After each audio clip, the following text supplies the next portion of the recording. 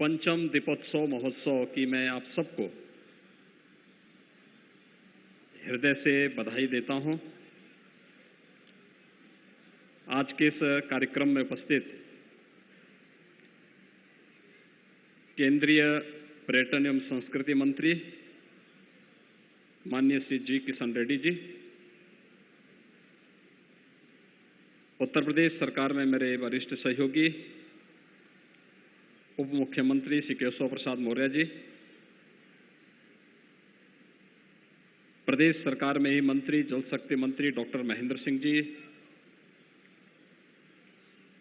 पर्यटन और संस्कृति मंत्री डॉक्टर नीलकंठ तिवारी जी, भारतीय जनता पार्टी के प्रदेश के अध्यक्ष माननीय श्री स्वतंत्र देव सिंह जी, आज के इस कार्यक्रम में उपस्थित माननीय सांसद श्री लल्लू सिंह जी,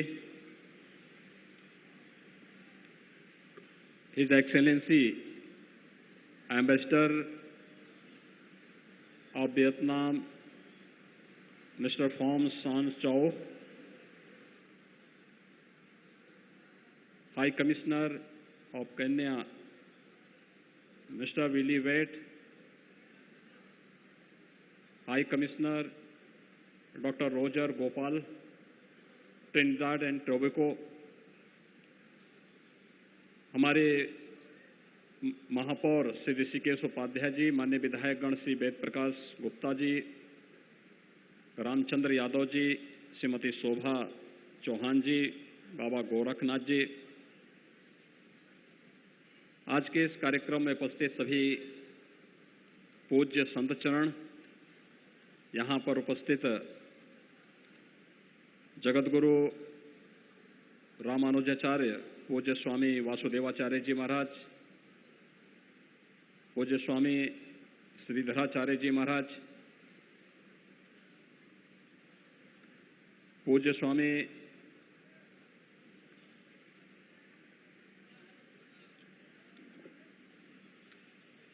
राघवाचार्य जी महाराज,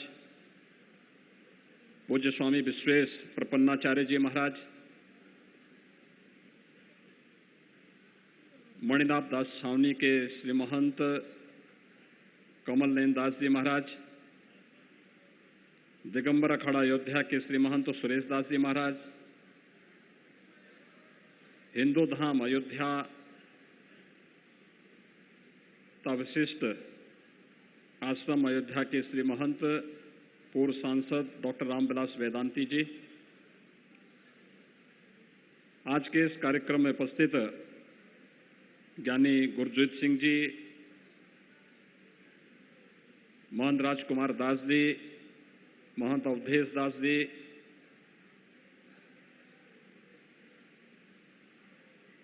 सभी पूज्य संत चरण और अयोध्या के से जुड़े हुए सभी उपस्थित भाइयों बहनों, मैं आप सबको और पूरे प्रदेशवासियों को देश और दुनिया में जहां कहीं भी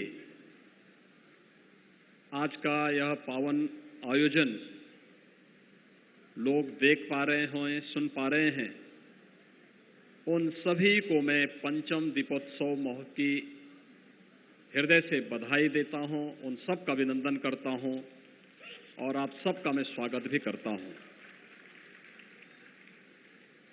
ये हम सब के लिए सौभाग्य का अवसर है।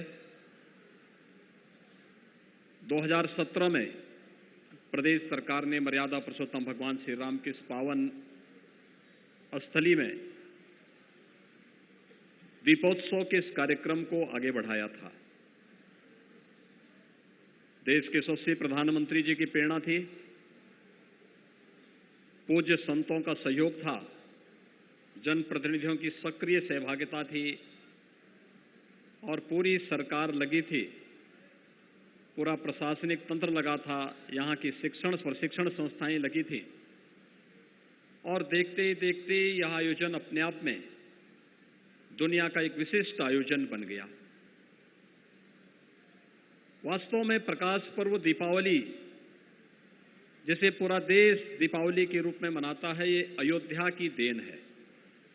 मर्यादा पुरुषोत्तम भगवान श्री राम की 14 वर्ष के वनवास के बाद अयोध्या आगमन की स्मृति में पूरा भरतखंड इस आयोजन के साथ जुड़ता है।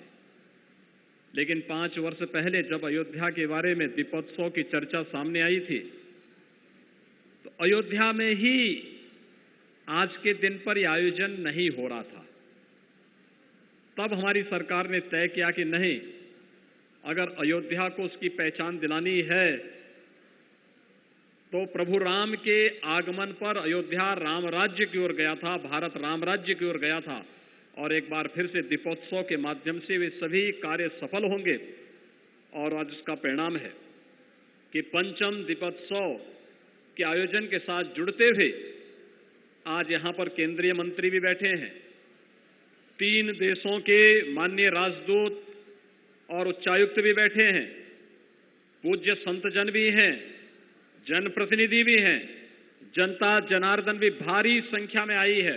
और जितनी जनता जनार्दन यहां पर आई है, इससे 10 गुना दीप उत्सव के आयोजन स्थल पर राम जी की पेड़ी में एकत्र हैं। यानी अपने आप में एक उत्सव, और ये केवल यहीं पर नहीं, आज लखनऊ में भी, आगरा में भी, काशी में भी, प्रयाग में भी, चित्रकूट में भी, गोरखपुर में भी, नैमिषारण्य में भी, हर एक जगह, हर एक मंदिर में इस उत्सव को जोड़ करके जिस भव्यता के साथ आगे बढ़ाने का कार्य हुआ है, आज उसका परिणाम है कि आपकी भावनाओं ने किस तेजी के साथ देश की तस्वीर को बदला है, कि आपकी भावनाएं सफल हुई, प्रभु तक आपकी आवाज पहुंची, और अयोध्या में मर्यादा पुरुषोत्तम भगवान श्री राम की भव्य मंदिर के निर्माण कार्य का शुभारंभ भी आदरणीय प्रधानमंत्री जी के कर कमलों से 5 अगस्त 2020 को प्रारंभ हो चुका है। भाइयों बहनों, जब मैं 2017 को पहले दीपोत्सव में हम लोग आए थे, मैं तब देख रहा था सामने नौजवान एक ही बात कहता था, एक ही नारा गूंज रहा था उस दिन।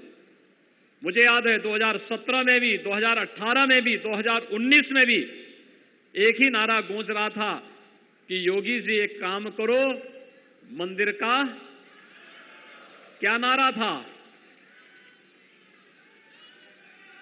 आप अपना नारा भूल गए, लेकिन मैं आपका नारा नहीं भूला हूं। एक ही बात आपकी निकलती थी कि योगी जी एक काम करो, मंदिर का। और भाइयों बहनों, आप अपना नारा भूल गए, लेकिन हम अपना काम भूले नहीं। मैं तब भी कहता था कि मंदिर निर्माण के लिए आधारशिला तैयार की जा रही है।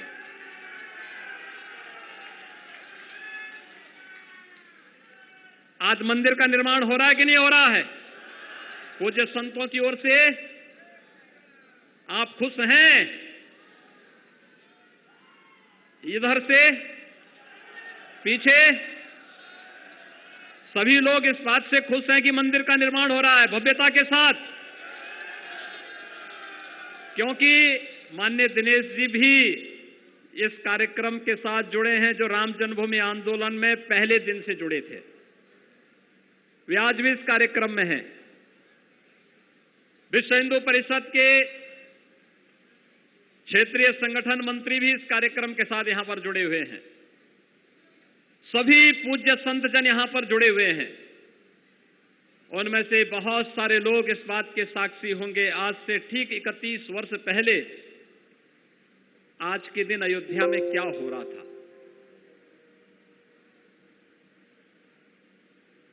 30 अक्टूबर 1990 और 2 नवंबर 1990 को इसी अयोध्या में राम भक्तों पर, राम कार सेवकों पर गोलियां चलाई गई थी। बर्बर लाठीचार्ज हो रहा था। तब जय श्री राम बोलना एक अपराध माना जाता था। तब राम मंदिर की बात बोलना अपने आप में एक अपराध होता था। लेकिन भाइयों बहनों, आपकी ताकत, लोकतंत्र की ताकत कितनी मजबूत होती है, आपने उसका एहसास कराया।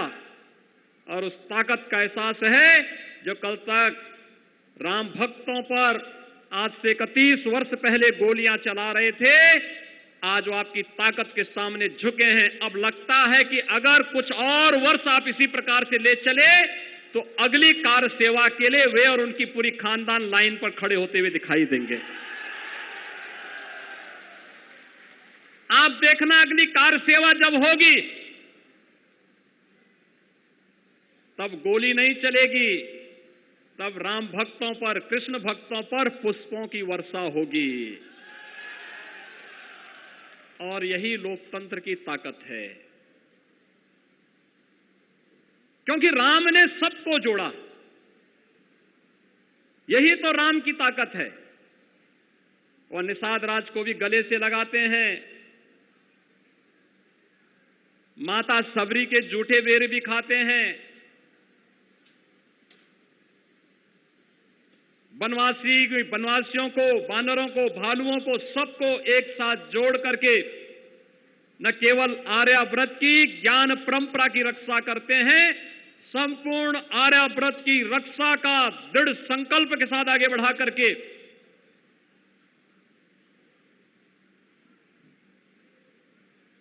दैहिक, दैविक और भौतिक तीनों प्रकार के तापों से इस संपूर्ण भारत खंड को मुक्त करके राम राज्य के जो आधारशिला रखते हैं, आज वे आदर्श राज्य की परिकल्पना हम सबके सामने एक आदर्श के रूप में है।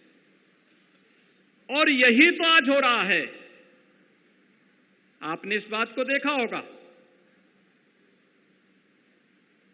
विगत 7.5 वर्षों के दौरान प्रधानमंत्री मोदी जी के नेतृत्व में सबको आवास, कोई भेद नहीं, हर जरूरतमंद को आवास मिलेगा, हर जरूरतमंद को, हर गरीब के घर में व्यक्तिगत शौचालय बनेगा, हर एक के घर में प्रधानमंत्री सौभाग्य योजना में बिजली के कनेक्शन फ्री में मिलेंगे, रसोई गैस का सिलेंडर उज्ज्वला योजना में फ्री में मिलेगा, स्वास्थ्य की सुविधा के लिए 5 लाख रुपए का सालाना स्वास्थ्य बीमा का कवर हर गरीब को मिलेगा। और तो और हम यह पंचम दीपोत्सव ऐसे समय में मना रहे हैं जब भाइयों बहनों पूरा देश और पूरी दुनिया कोरोना महामारी से पूरी तरह त्रस्त है। विगत 1.5 वर्ष किस तरीके से बीते हैं हर व्यक्ति जान सकता है। यानी लगभग 1.5 वर्ष से अधिक समय हो चुका है कोरोना महामारी से पूरी दुनिया के अंदर जिस प्रकार की स्थितियां हैं, और उसमें भी भारत के अंदर तमाम अवरोधों के बावजूद, नकारात्मक ताकतों के बावजूद प्रधानमंत्री मोदी जी के नेतृत्व में, उनके मार्गदर्शन में फ्री में टेस्ट, फ्री में उपचार, फ्री में राशन की व्यवस्था सभी गरीबों को, और भाइयों बहनों कोरोना से बचाव के लिए फ्री में वैक्सीन, और सबको वैक्सीन भी प्रधानमंत्री मोदी जी ने पूरे देश को दिया है। ये अपने आप में राम राज्य की उस परिकल्पना को साकार करता है जिसको लेकर के हम वर्षों से तमन्ना कर रहे थे, और इसीलिए अंतःकरण से हम जुड़े हुए हैं अयोध्या में प्रभु राम के 14 वर्ष के वनवास के आगमन के साथ। और मैं और हमारा पूरा कैबिनेट उस अवसर पर अयोध्या में रहता है, और आज भी हम अभिभूत हैं कि हमें 5वीं बार भी अयोध्या के अंदर भगवान राम की अगुवाई करने, उनके राज्याभिषेक करने का सौभाग्य अयोध्या वासियों ने भी दिया, आप सब ने दिया, और प्रभु की कृपा हम सब पर बनी रहे। इस दृष्टि से आज के इस दीपोत्सव कार्यक्रम के साथ हम सब यहां पर जुड़ते हुए मुझे बहुत अपार प्रसन्नता की अनुभूति हो रही है। मैं इस अवसर पर अभिनंदन कर रहा हूं अपने केंद्रीय मंत्री श्री जी किशन रेड्डी जी का। 3 देशों के राजदूत और उच्चायुक्त यहां पर आए हैं, उनका भी मैं इस अवसर पर अभिनंदन करता हूं कि उन लोगों ने आज के इस कार्यक्रम में पूज्य संतों के सानिध्य में इस भव्यता का एहसास किया है, और इस कार्यक्रम के साथ जुड़ करके आपके साथ भारतीय संस्कृति के साथ अपनत्व जोड़ करके, क्योंकि हमारे जो उच्चायुक्त आए हैं भाइयों बहनों प्रत्यक्ष से अप्रत्यक्ष रूप से भारतीय संस्कृति और परंपरा के प्रति इनके मन में, अंतःकरण में एक सम्मान का भाव है, और इन सभी देशों के प्रति भारत के जो सांस्कृतिक संबंध हैं, उन संबंधों को सुदृढ़ता प्रदान करने की दृष्टि से हमारे सभी माननीय राजदूत यहां पर आज पूज्य संतों के सानिध्य में इस कार्यक्रम के साथ जुड़ते हुए यहां पर आए हैं। और इसलिए भाइयों बहनों, अयोध्या अब एक नई सांस्कृतिक नगरी के रूप में दुनिया के अंदर छानी चाहिए। अयोध्या में भगवान राम के भव्य मंदिर के निर्माण के मार्ग में अब कोई बाधा नहीं, दुनिया की कोई ताकत अयोध्या में 2023 तक भगवान राम के भव्य मंदिर के निर्माण को रोक नहीं सकती है। यह तो हर व्यक्ति जानता है, क्योंकि मोदी जी के आने के साथ देश के अंदर एक बात और चली है कि मोदी हैं तो मुमकिन है। हर एक बाधा एक एक करके हटती गई, छंटती गई। आज अयोध्या में भगवान राम के भव्य मंदिर के निर्माण का कार्य चल रहा है। काशी में बाबा विश्वनाथ के मंदिर में व्यापक रूप से आपने परिवर्तन होते हुए देखा होगा। आप मां विंध्यवासिनी धाम में जाएंगे, वहां पर भी एक नए सिरे से मां विंध्यवासिनी का धाम एक नई शोभा के साथ, सुंदरीकरण की नई योजना के साथ आगे बढ़ रहा है। आप नेमिस में जाएंगे, नेमिस में भी इसी प्रकार की स्थिति देखने को मिलेगी। उत्तर प्रदेश के अंदर वर्तमान में लगभग 500 ऐसे तीर्थ स्थल और मंदिरों के विकास को लेकर के उत्तर प्रदेश और भारत सरकार कार्य कर रही है, जिसमें से 300 से अधिक कार्य पूरे हो चुके हैं। शेष कार्य अगले 2 महीनों के अंदर पूरा होकर के उत्तर प्रदेश के अंदर परिवर्तन देखने को मिला होगा। पहले भाइयों बहनों, प्रदेश का ये पैसा कब्रिस्तान की बाउंड्री पर खर्च होता था, आज मंदिरों के पुनर्निर्माण और सुंदरीकरण पर खर्च हो रहा है। यही अंतर है सोच पर। जिनको कब्रिस्तान प्यारा था वो पैसा, जनता का पैसा वहां लगाते थे। जिन्हें धर्म और संस्कृति प्यारी है वो धर्म और संस्कृति के उत्थान के लिए, उन्नयन के लिए उस पैसे का उपयोग कर रहे हैं। और इसीलिए आज नई अयोध्या किस रूप में आ रही है? ये हमारी सप्तपुरियों में से पहली पुरी है, और इसलिए सप्तपुरी की तर्ज पर अयोध्या का समग्र विकास हो, यही प्रधानमंत्री मोदी जी की सोच है। यहां पे पंचकोसी परिक्रमा, 14 कोसी परिक्रमा, 84 कोसी परिक्रमा, यहां पर रामकोट, यहां पर नागेश्वरनाथ, यहां पे कनक भवन, यहां पे हनुमानगढ़ी, यहां पर देवकाली मंदिर, यहां पर मणिपर्वत, यहां पर राम जी की पेड़ी, यहीं पर, यानी वे सभी स्थलों के विकास के लिए या तो पैसा दिया जा चुका है या लाइन पर है।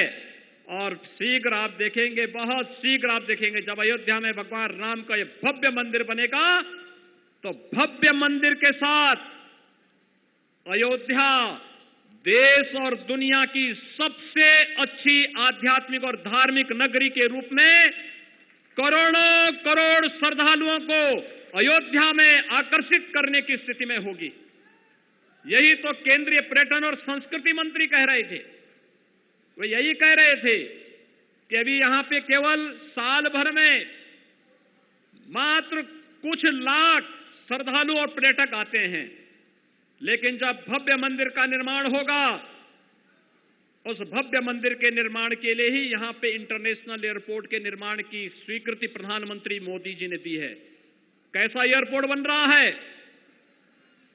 अंतर्राष्ट्रीय हवाई अड्डा बन रहा है यहां पर।